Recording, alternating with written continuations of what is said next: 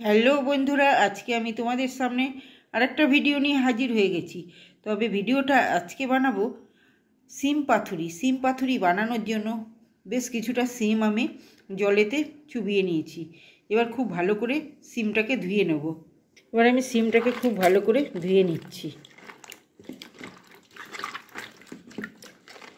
ধুয়ে একটা ঝুড়িতে তুলে নিচ্ছি জলটা ঝরানোর জন্য।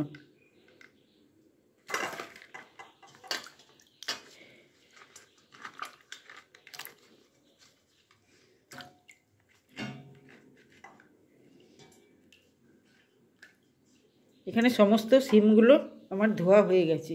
এবারে সিমগুলোকে আমি খুব ভালো করে কেটে নেব। সিম পাতুরি বানানোর জন্য আমি এখানে সিমগুলোকে কিন্তু খুব ভালো করে কেটে নিয়েছি। দু সাইডের মুখটা বাদ দিয়ে দিয়েছি, আর দুটো সাইড একদম আঁশগুলোকে ফেলে দিয়েছি। সুন্দর করে কেটে আঁশগুলোকে বাদ দিয়ে দিয়েছি। এবার তবে রেসিপিতে ফিরে যাচ্ছি, তোমরা কিন্তু ফার্স্ট থেকে লাস্ট পর্যন্ত দেখতে থাকবে।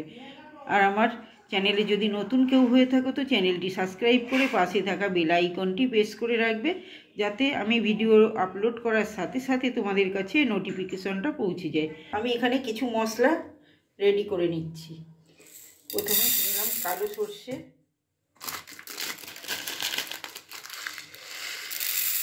একটু সাদা সর্ষে, কিছুটা পোস্ত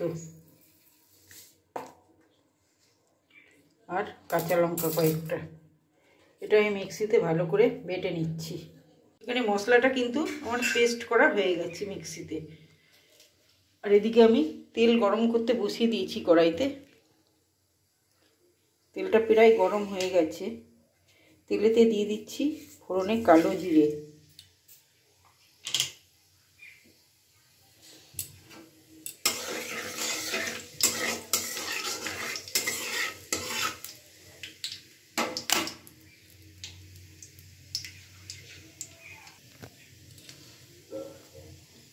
এবার কেটে রাখা সিমগুলোকে আমি এর মধ্যে দিয়ে দিচ্ছি। দিয়ে খুব ভালো করে নাড়াচাড়া করে নিচ্ছি।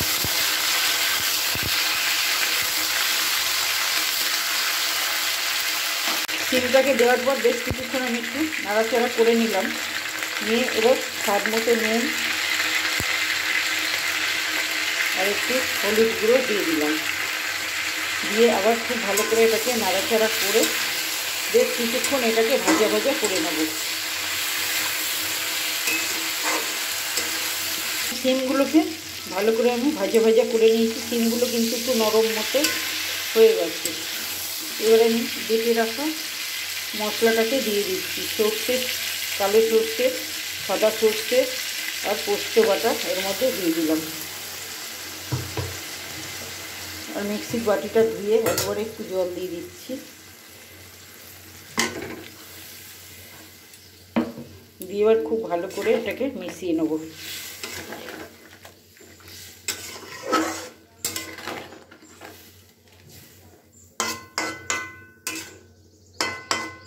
এবার এটা কিছুক্ষণের জন্য এটাকে ঢাকা দিয়ে দেবো।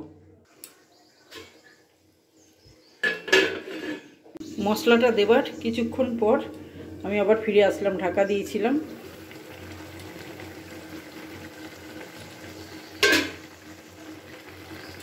এবার একটু নাড়াচাড়া করে নিচ্ছি।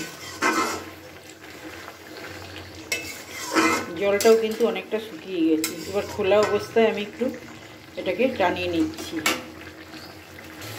কিছুক্ষণ খোলা অবস্থায় নাড়াচাড়া করে নিয়েছি। জলটা কিন্তু পুরোপুরি শুকিয়ে গেছে, দেখে বুঝতে পারছি। এবার দিচ্ছি স্বাদ মতো একটু চিনি আর কিছুটা ধনেপাতা কুচিয়ে রেখেছিলাম।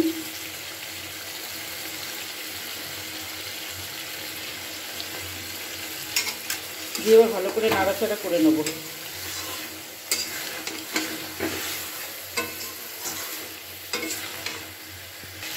ধনেপাতা আর চিনিটা দেওয়ার পরে আবার কিছুক্ষণ নাড়াচাড়া করে নিয়েছি। পুরো মশলাটা কিন্তু একদম ভাজা ভাজা হয়ে গেছে। এবার আমার রেসিপিটাও কমপ্লিট হয়ে গেছে। আমি নামিয়ে দিচ্ছি। আমার সিম পাতুরির রেসিপিটা কিন্তু পুরোপুরি কমপ্লিট হয়ে গেছে। আমি নামিয়ে দিয়েছি। দেখতেও কিন্তু একদম অসাধারণ হয়েছে। তাই অবশ্যই তোমরা একবার অন্তত বাড়িতে বানিয়ে খেয়ে দেখো। আর আমার ভিডিওটা যদি ভালো লেগে থাকে তো লাইক, কমেন্ট, শেয়ার আর সাবস্ক্রাইব করে দিও। দেখা হচ্ছে আবার অন্য কোনো ভিডিওতে। ততক্ষণ তোমরা ভালো থেকো, সুস্থ থেকো।